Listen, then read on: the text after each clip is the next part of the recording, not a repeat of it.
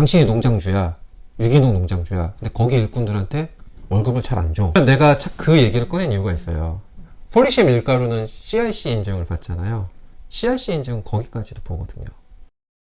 안녕하세요, 덴청입니다. 안녕하세요, 홍 대표입니다. 오늘은 또 무슨 유기농 밀가루 얘기를 하자고. 포르쉐가 유기농 밀가루는 아니죠? 유기농은 아니에요. 이 얘기를 한 이유가 뭐냐면 포르쉐 밀가루가 유기농인 줄 알고 프랑스 유기농 밀가루로 홍보를 하시는 분들이 계세요. 아, 포르쉐를 쓰시면서? 네, 그러니까 유기농 밀가루로 이제 잘못 이해하시는 건데 포르쉐는 유기농 밀가루가 아닙니다. 그러면 유기농 밀가루가 건강에 더 좋은 거예요? 포르쉐보다? 유기농 밀가루가 건강에 좋다는 어떤 과학적 근거는 하나도 없어요. 유기농이 기본적으로 자연 그대로 만든 거니까 화학 비료를 안 쓰고 그냥 건강에 더 좋을 거라고 생각이 되잖아요, 당연히. 그렇죠. 근데 유기농법이라는 게 건강하게 그걸 위해서 생겨난 농법이 아니라 지구의 지속 가능한 농업을 자연 생태계 유지를 위해서 생겨난 농법이에요. 화학 비료를 과다하게 쓰는 경우가 많잖아요. 네. 살충제도 그렇고 뭐 그런 것들이 바람이나 물에 토양에 다 흡수가 돼서 이제 토양과 물을 오염시킬 수 있다. 이런 것 때문에 유기농법을 한 거거든요. 근데 실질적으로 유기농법에 사용되는 유기비료와 유기살충제라는 것들이 있는데 이 유기비료와 유기살충제는 뭐 땅에 좋다 뭐 이렇게 얘기를 하지만 실질적으로 사람 몸에 좋지가 않아요. 그러면 유기살충제랑 일반적으로 쓰이는 살충제랑 차이점이 뭐예요? 일반 살충제는 화학약품을 가지고 만드는 거고 네. 유기살충제는 자연의 어떤 성분을 가지고 만드는 거거든요. 유기농으로 키운 제품도 어떤 작물도 농약이 하나도 묻어있거나 그러진 않아요. 그래서 그러니까 농약이 하나도 묻어있지 않지는 않다는 거죠. 그렇죠. 그러니까 농약이 묻어있다는 거죠. 잔류 농약 기준이 0.01 ppm이 기준이에요. 그거 이하로 묻어있으면 유기농이고 그쵸. 그거 이상으로 묻어있으면 유기농 인증을 못 받아요. 그러면 어쨌든 그 잔류 농약이 적은 거니까 건강에 더 좋은 거잖아요. 그러니까 대부분 사람들이 그렇게 생각해서 유기농을 더 좋다고 생각하는 거잖아요. 그리고 그쵸. 이제 왠지 자연에서 자라면 왜 사과도 네. 자연 그대로 자란 사과가 더 작더라도 영양소는 더 많다 그러잖아요. 그래요? 네, 그런 얘기를 해요. 왜냐면 사과가 원래 엄청나게 영양소가 좋다고 알려져 있지만 네.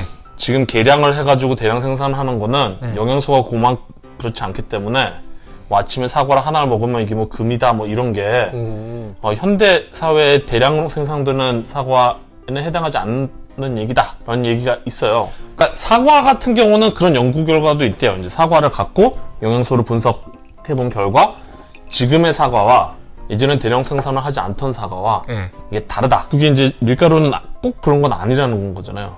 꼭 그런 게 아니라 그냥 그렇지 않아요. 그 잔류 농약 성분이라는 게 대부분 휘발성이거든요. 어느 정도는 다 날아가요. 그리고 밀 같은 경우는 쌀처럼 추수하자마자 바로 재분을 하는 게 아니라 밀은 후숙을 시켜요. 숙성을 시킨 다음에 하기 때문에 그 사이에 다 농약 같은 게 다 날아가요. 그러니까 뭐 우리 밀을 하시는 분, 뭐 유기농을 쓰신다는 분들이 항상 저한테 여쭤보시는 게 배로 선적하기 전에 농약을 치지 않냐? 밀가루에다가 농약을 친다고요? 뭐 그렇게 말씀하시는 분들이 그거는 말도 안 되지. 먹는 거에다가 무슨 농약을 쳐. 농약은 자라는 거에다가 치는 건데. 옛날에 한 60년대 70년대는 그러니까 가루가 아니라 원맥 추수한 나달을 갖고 올 때는 거기에 농약을 쳤다고는 해요. 아, 그러니까 오는 길에 벌레를 먹을까봐. 그렇죠. 근데 요즘은 그렇게도 안 하고 워낙 기술이 발전했으니까. 그리고 일단 우리나라에 통관할 때 그 잔류 농약 그걸 테스트를 하거든요. 물론 매번 하진 않지만 거기서 통과를 못하면 수입 자체가 안 되죠.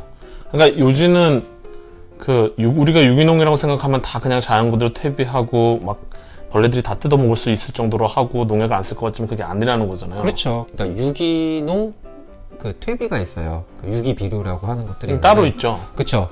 근데 그런 것들이 이제 관리가 사실은 잘 안 되죠. 유기농법을 하시는 분들이 유기비료도 쓰시지만 퇴비도 갖다 쓰시고 뭐도 갖다 쓰시고 이렇게 하거든요. 그럼 뭐 퇴비는 자연적인 거니까. 근데 그게 사실은 실질적으로는 환경엔 더 안 좋은 거죠.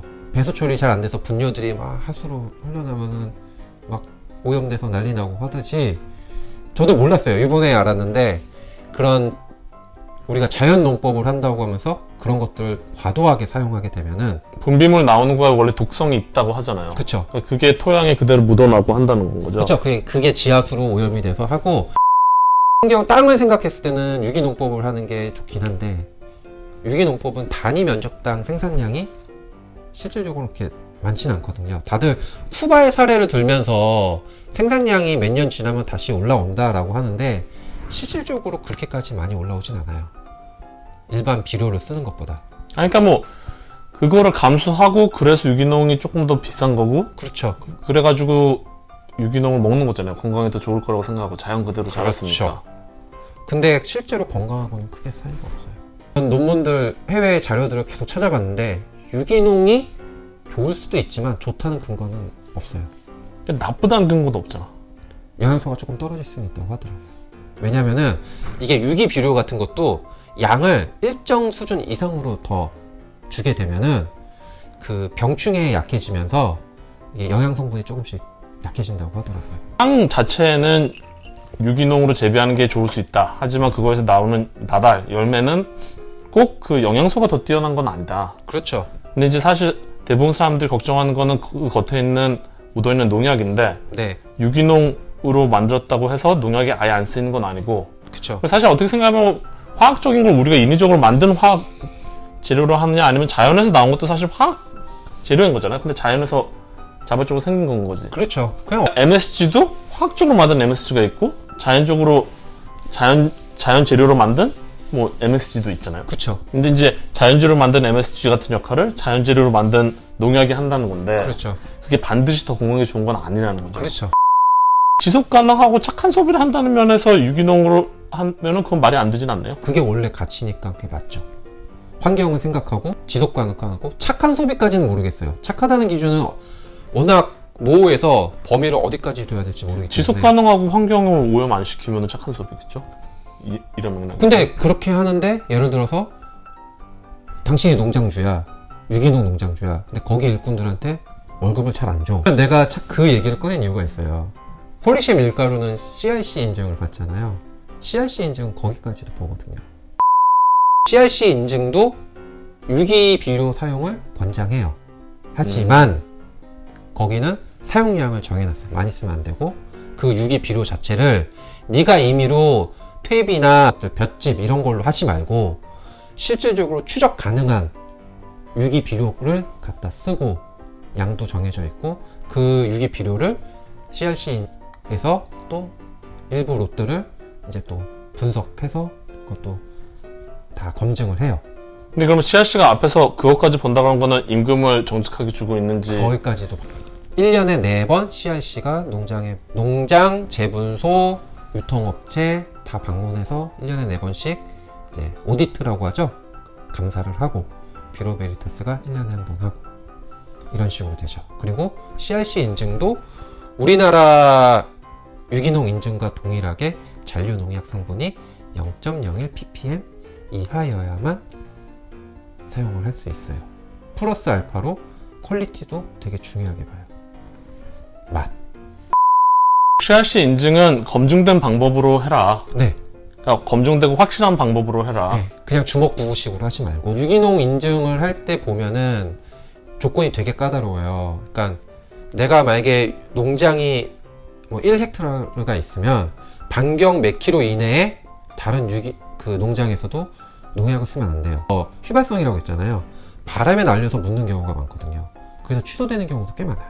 그리고 토양 검사도 거기도 뭐 한 번 5년인가 7년에 한 번씩 해야 되고 그렇게 하는데, 이제 CRC도 그 조건보다 더 까다롭게 하는 거죠. 거기는 배수 관련해서도 보고, 물도 함부로 많이 사용해서도 안 되고. 쉽게 말하면 저희가 유기농 했을 때 좋다라고 생각하는 것들을 CRC도 다 검증을 하는데 뭐 100% 유기농으로만 해야 된다라고 엄격하게 하지는 않는다는 거네요. 그렇죠. 왜냐하면 CRC에서는 화학 비료를 쓰는 것도 허용을 해주기 때문에. 완전히 포르쉐가 완전히 100% 유기농은 아니지만, 그렇죠. 그런 모든 거가 다 검증된 밀만 써서 쓴 밀가루이다 이런 그쵸. 거죠. 근데 플러스 알파로 맛까지. 아니, 맛을 어떻게 테스트를 해? 밀가루를? 그러니까 직접 만들어 보고? 얘네가 자기네들 그 카탈로그가 있어요. 그리고 얘들은 토양을 다 조사를 해요. 그러면은 이 토양에 맞는, 이 기후에 맞는 밀을 추천을 해줘서 하는 거예요.